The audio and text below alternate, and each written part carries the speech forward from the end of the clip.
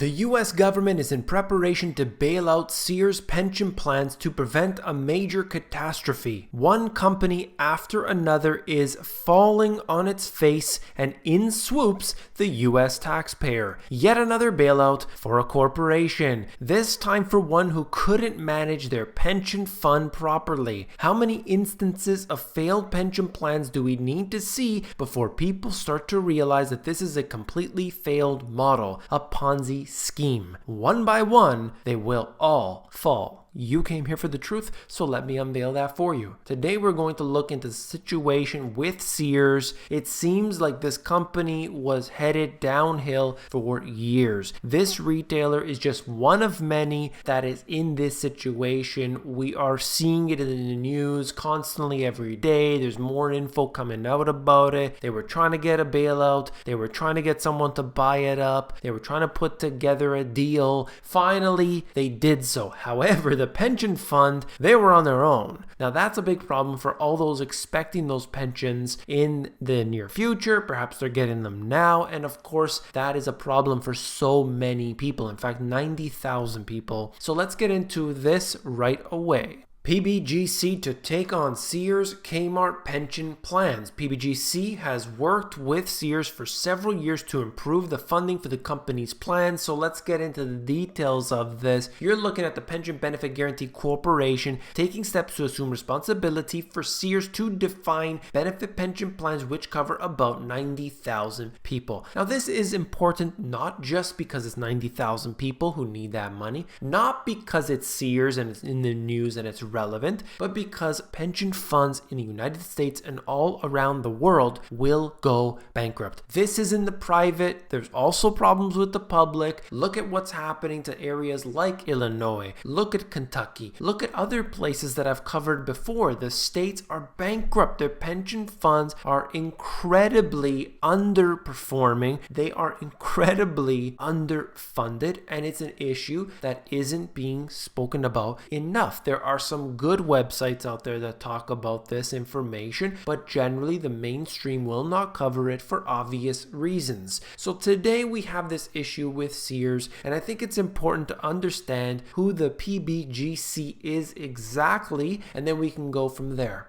You can see right here their own website, Pension Benefit Guaranty Corporation. They have this page right here which gives you all the breakdown of everything that's happening with Sears pension plans. In here, they talk about how the PBGC receives no taxpayer dollars. Its operations are financed by insurance premiums, investment income, and assets and recoveries from failed single employer plans. In here, they answer all the questions that people would generally have. You could see them if you're interested. You can go in and expand all the sections, breaking it down. If you want those questions answered, they have the details. For example, are the benefits provided by Sears 401k savings plan covered by PBGC insurance? No. The Sears Holdings savings plan is an individual account savings plan. Their insurance does not cover 401ks. So you need to be aware of this, not if you're with Sears, not if you have a pension fund with Sears, but if you have a 401k, if you have a retirement account. You have to understand what could happen in the event of failure. So it depends on your personal situation. Look into it for yourself. Don't expect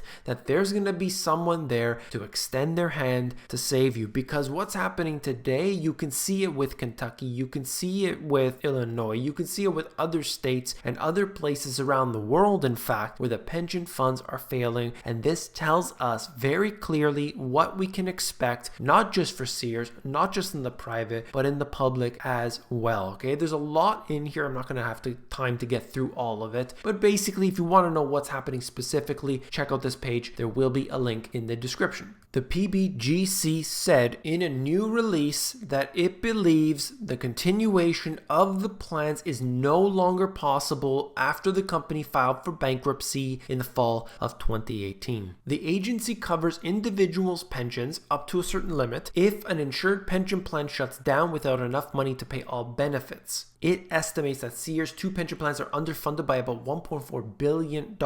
As a creditor, the agency could attempt to recover some of that money through the bankruptcy. Okay? I don't know exactly what they're going to do here and how it's all going to play out, but I could tell you right now, this should tell you what's happening with pension plans around the world. The stock market has done so well. Performance on assets since 2009 has been incredible. In all of these different paper assets, you could have put your money basically anywhere and it would have made you money. But today, what we see is that pension plans, particularly in the United States, are incredibly underfunded. And that shows in areas like Illinois, just as an example. They're one of the worst. And this tells us that the problem exists in the public and the private as well. So this is information from Sears Holdings' own blog, and they had this to say. In addition to the very difficult retail environment, Sears has also been significantly impacted by its long-term pension obligations. In the last 5 years, we contributed almost $2 billion.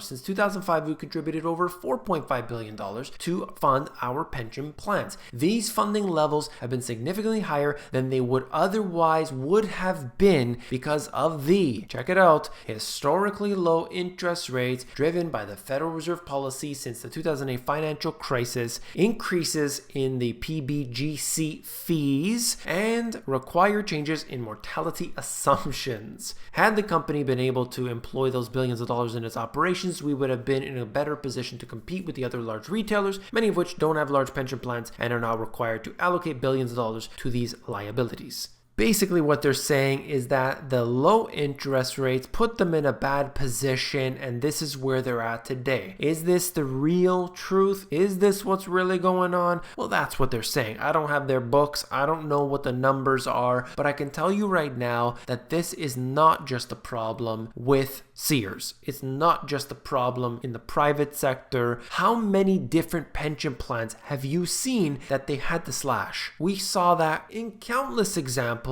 and there will be many more in the future. There's no doubt about that. And even with all of this positivity within the markets for a decade, basically, these pension plans will suffer. And it just shows you how bad this system that they've created is. It doesn't work. They should have never had done this, but here we are. 90,000 people are really relying on the PBGC to be there. Now, what if it's too much for them? What if they can't handle it? Then there's going to be some taxpayer dollars used to bail it out, that's for sure. This is a big one here. There's billions of dollars at stake, and of course, I believe that there will always be the US taxpayer to backstop any losses should they occur. And many people don't think that it's going to happen. We'll see. We'll see how far it goes. But just like the FDIC, they never seem to have enough money to actually insure the amount that they say they're protecting. What about the scenario with the California wildfires? It's the same situation. They say they'll insure, but if anything really catastrophic happens, of course they can't. So this is the problem that we're faced with today, and it's only going to get worse